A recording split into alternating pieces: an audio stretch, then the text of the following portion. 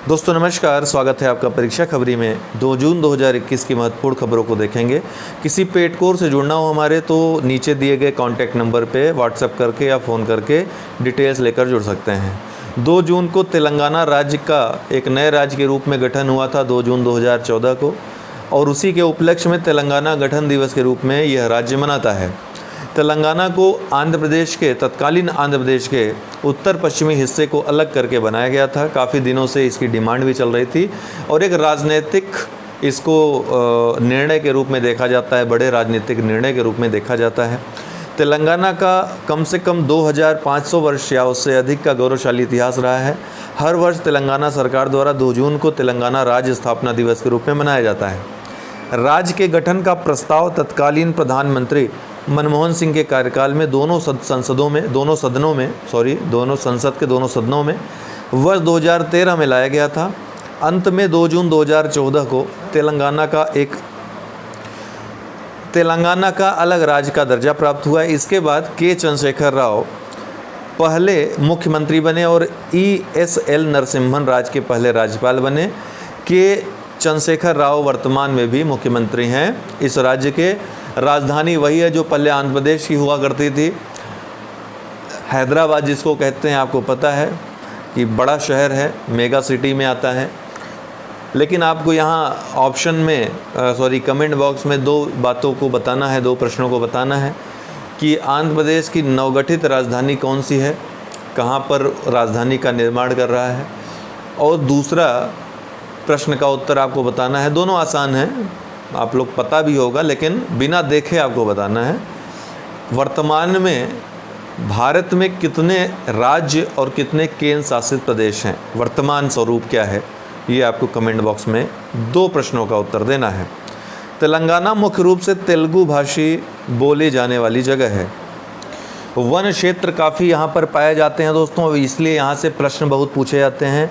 आप लोग ध्यान रखिएगा कि पाखाल वन्यजीव अभ्यारण्य, कवाल बाघ अभ्यारण्य, इसके अलावा मंजीरा वन्यजीव अभ्यारण्य, श्री सैलम टाइगर रिजर्व, और इसके अलावा पोचारम वन्यजीव अभ्यारण्य, ये सभी परीक्षा में पूछे जा चुके हैं और बार बार पूछे जाते हैं, इसलिए ध्यान रखिएगा ये सभी तेलंगाना में ही स्थित हैं।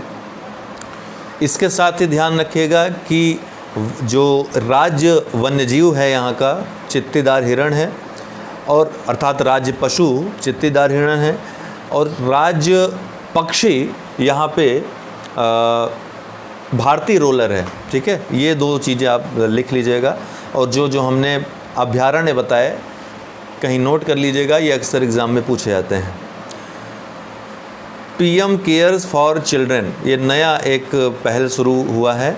हाल ही में कोविड से प्रभावित बच्चों की सहायता और इनका सशक्तिकरण करने के लिए PM केयर्स फॉर चिल्ड्रन योजना की शुरुआत की गई है। पात्रता इसकी क्या रहेगी? कोविड-19 के कारण माता पिता दोनों या माता पिता में से किसी जीवित बचे अभिभावक या कानूनी अभिभावक या दत्तक माता पिता को खोने वाले सभी बच्चों को PM केयर्स फॉर चिल्ड्रन योजना के तहत सहायता दी जाएगी। तो पात्रता जरूर ध्यान रखिएगा। इस योजना के प्रमुख बिंदु क्या क्या हैं? बच्चे के नाम पर सावधि जमा फिक्स डिपॉजिट किया जाएगा। तो 18 वर्ष की आयु पूरी करने वाले प्रत्येक बच्चे के लिए 10 लाख रुपए का एक कोष गठित किया जाएगा। स्कूली शिक्षा की बात करें तो 10 वर्ष से कम आयु के बच्चों के लिए नज़दीकी केंद्रीय विद्यालय या निजी स्कूल में डे स्कॉलर के रूप में प्रवेश दिलाया जाएगा।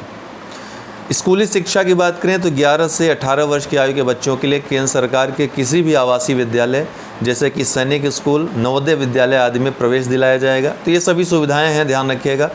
उच्च शिक्षा के लिए भी सहायता इसमें शामिल है, जिसमें मौजूदा शिक्षा ऋण के मानदंडों के अनुसार भारत में व्यावसायिक पाठ्यक्रमों या उच्च शिक्षा के लिए शिक्षा ऋण दिलाने में बच्चे की सहायता की जाएगी। स्वास्थ्य बीमा की बात करें तो ऐसे सभी बच्चों को आयुष्मान भारत योजना के तहत लाभार्थी के रूप में नामांकित किया जाएगा, जिसमें 5 लाख रुपए का स्वास्थ्य बीमा कवर होगा। तो ये सब चीज़ें, ये इतनी सुविधाएँ जो है प्रदान की जाएंगी। केरल में ग्रामीण बुजुर्गों के लिए बेल ऑफ फेथ योजना शुरू की गई। कहाँ पे? केरल में। बेल ऑफ फेथ किसके लिए? बुजुर्गों के लिए। केरल में गाँवों में अकेले रहने वाले वरिष्ठ नागरिकों के लिए धर्म घंटी अर्थात बेल ऑफ फेथ योजना शुरू की जाएगी। यह योजना है क्या? तो धर्म घंटी अर्थात बेल ऑफ फेथ योजना केरल की सामुदायिक पुलिसिंग योजना के तहत परिकल्पित एक सुरक्षा योजना है। बेल ऑफ फेथ बुजुर्ग नागरिक आपात स्थिति में रिमोट से नियंत्रित अलार्म के माध्यम से तेज़ आवाज़ का उपयोग करके अपने पड़ोसियों का ध्यान आकर्षित करने में मदद करेगी। केरल में वर्ष 2018 से यह योजना कार्यान्वित की जा रही है। बेल ऑफ फेथ योजना बुजुर्गों की भलाई और सुरक्षा सुनिश्चित करने के लिए सामुदायिक भागीदारी का एक उदाहरण स्थापित करती है। तो इसमें बुजुर्गों के पास एक बेल रहेगी, आपात स्थिति में उसको बजा करके वो सामुदायिक मदद ले सकेंगे। इस योजना का ये थीम है।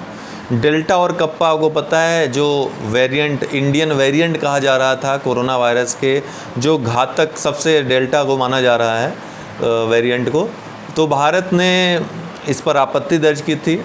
इसके बाद WHO ने उसका नाम उसके नाम से भारत शब्द हटा करके डेल्टा और कप्पा नाम दे दिया है।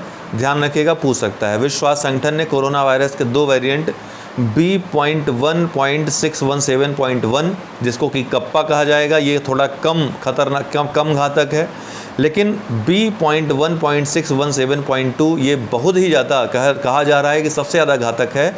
ये वेरिएंट नामकरण किया है, जहाँ पे B.1.617.1 वेरिएंट को कप्पा और B.1.617.2 वेरिएंट को डेल्टा कहा जाएगा। ये दोनों वेरिएंट सबसे पहले भारत में पाए गए थे।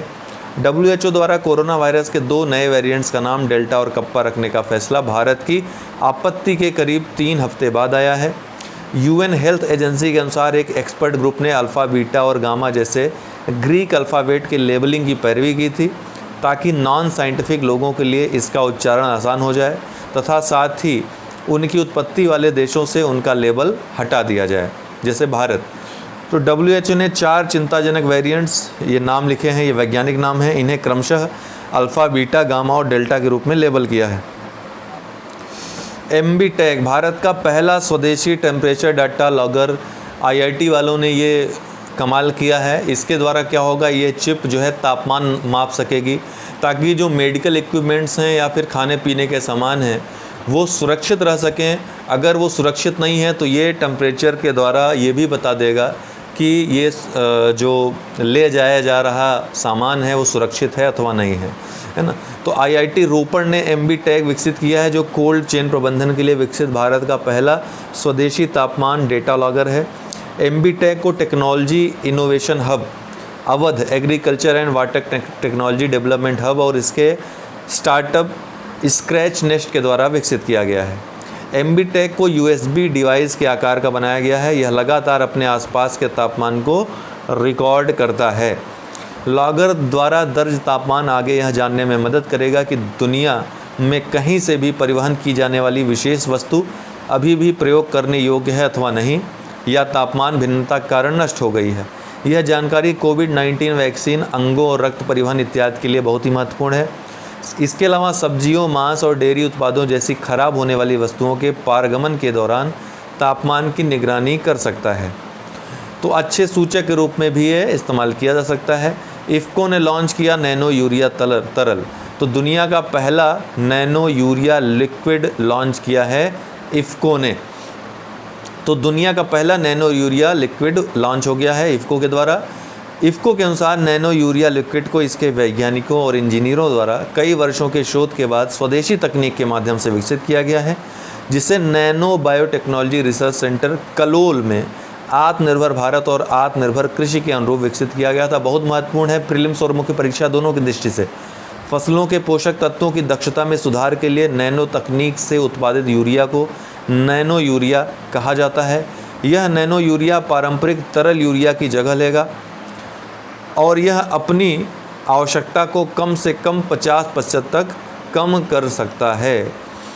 ध्यान रखिएगा, 50% तक ये कम कर सकता है जो अपनी आवश्यकता है, इतना ये प्रभावी है, प्रभाविकता इसकी ज़्यादा है। अंतर्राष्ट्रीय खगोलीय संघ ने चंद्रमा की विशेषताओं के लिए किस भाषा में 8 नामों को मंजूरी दी है? इंटरनेशनल एस्ट्रोनॉमिकल यूनियन ने चंद्रमा की विशेषताओं के लिए चीनी भाषा में 8 नामों को मंजूरी दी है। ध्यान रखिएगा, और इसका कारण यह है कि चीन का अंतरिक्ष यान चांग A5 चंद्रमा के सतह से नमूने एकत्र करने और पृथ्वी पर लौटने के लिए इन 8 स्थानों पर उतरा था। इसलिए इनको 8 नामों को मंजूरी दी है चीनी भाषा में। वाइट मॉन्यूमेंट जो हाल ही में खबरों में था, किस देश में स्थित एक 4000 वर्ष पुराना युद्ध स्मारक है? तो कहाँ पर स्थित है वाइट मॉन्यूमेंट? सीरिया में। एक नए अध्ययन के अनुसार सीरिया में वाइट मॉन्यूमेंट के रूप में जाने जाने वाला 4000 वर्ष पुराना युद्ध स्मारक युद्ध में मारे गए सैनिकों के सम्मान में बनाया गया था। वाइट स्मारक की खुदाई कई वर्ष पहले की गई थी। इसका निर्माण दफन वयस्क पुरुषों की परतों के ऊपर किया गया है। निम्न में से किस देश में बर्ड फ्लू का H1N3 स्ट्रेन से संक्रमित पहले शख्स का मामला सामने आया है? तो ये नया जो मामला सामने आया दोस्तों, नया स्ट्रेन बर्ड फ्लू का H1N3 जिसका नाम है, चाइना में इससे संक्रमित व्यक्ति पाया गया है। तो चीन में बर्ड फ्लू का H1N3 स्ट्रेन से संक्रमित पहले शख्स का मामला सामने आया है। यह मामला देश के पूर्वी जियांगसू प्रांत में पता चला है। यह जानकारी राष्ट्रीय स्वास्थ्य आयोग जो चाइना का है उसने 1 जून 2021 को दी। चीन में बर्ड फ्लू के विभिन्न स्वरूप हैं जिनके मनुष्यों को संक्रमित करने के मामले भी कभी कभी सामने आते रहे हैं। थैंक्स फॉर वॉचिंग, बहुत बहुत धन्यवाद। वीडियो पसंद आया हो तो लाइक करें, शेयर करें और नीचे दिए गए डिस्क्रिप्शन बॉक्स में जो टेलीग्राम के लिंक्स हैं उसको अवश्य ज्वाइन कर लें ताकि आपको PDF और अन्य वीडियोज़ नोटिफिकेशन आदि मिलते रहें।